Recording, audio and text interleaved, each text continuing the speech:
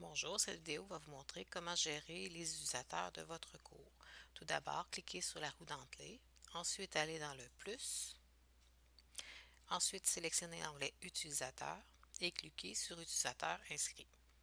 Donc, vous avez ici une liste d'utilisateurs. Si vous cherchez quelqu'un en particulier, vous pouvez cliquer sur la lettre de son prénom ainsi que la lettre de son nom de famille. Ça réduit la liste. Donc, imaginez que vous avez 40 personnes.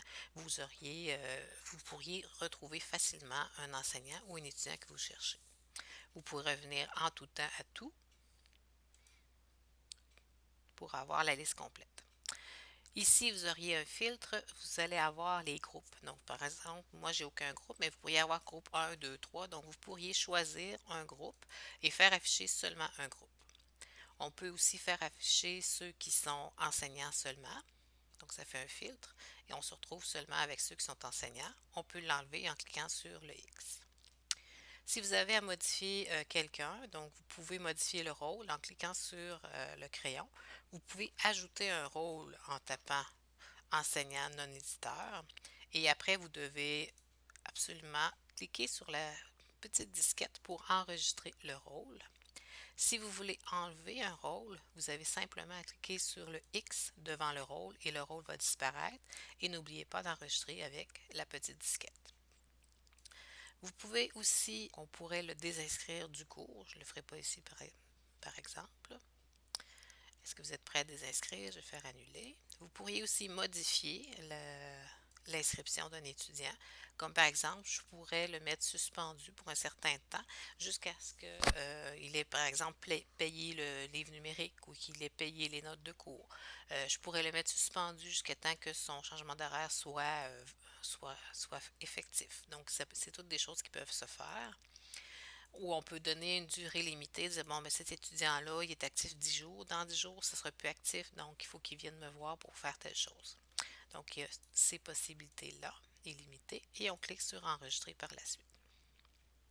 On peut aussi cliquer sur le i pour avoir l'information complète de la personne. Donc, quand est-ce que l'inscription a commencé, quand est-ce qu'il a été créé, puis le type d'inscription. Donc, dans ce cas-ci, c'est une inscription manuelle. Et je peux revenir au menu de désinscrire quelqu'un. Autre option, on peut choisir quelques personnes et leur envoyer un message. Donc, je pourrais, ici le corchet est coché, vont recevoir ce message. Ils vont le recevoir, envoyer le message à deux personnes. Si je veux l'envoyer à tous, je coche la petite case au-dessus des noms. Si je ne veux personne, je décoche. Mettons que j'ai coché tout le monde. Je pourrais aussi faire d'autres actions, comme par exemple ajouter une annotation. Donc, dans ce cours, au personnel, je peux l'envoyer. Autre opération que je peux faire, je peux modifier les inscriptions sélectionnées. Donc, si j'en ai 4 ou 5 à détruire, je pourrais les décrire en lot. Je pourrais supprimer les inscriptions sélectionnées aussi. Je pourrais modifier les inscriptions des utilisateurs sélectionnés qui sont en auto-inscription. Ici, c'est les inscriptions manuelles. S'ils sont dans la base de données, je ne peux pas les modifier. La modification va se faire lorsque la base de données va être mise à jour. Voilà, on a un bouton Inscrire des utilisateurs. Donc, Alexandre Gagné, je pourrais avoir son nom qui est ici. Ça, c'est lorsqu'on a un nom avec un .01 ou un .02, 03, 04, tous les points 0, ça veut dire que c'est des étudiants. Alors que quand il n'y a pas de point, il n'y a pas de chiffre, à ce moment-là, c'est un enseignant ou un membre du personnel. Et là, je peux choisir de lui donner le rôle d'étudiant, d'enseignant non éditeur ou d'enseignant. Donc, maintenant, je vais donner enseignant non éditeur. Voilà. Et si je veux le détruire, je clique sur la petite poubelle et je fais des inscriptions. Donc, il va être désinscrit de ce cours-là, mais il ne sera pas désinscrit de Moodle ou des autres cours.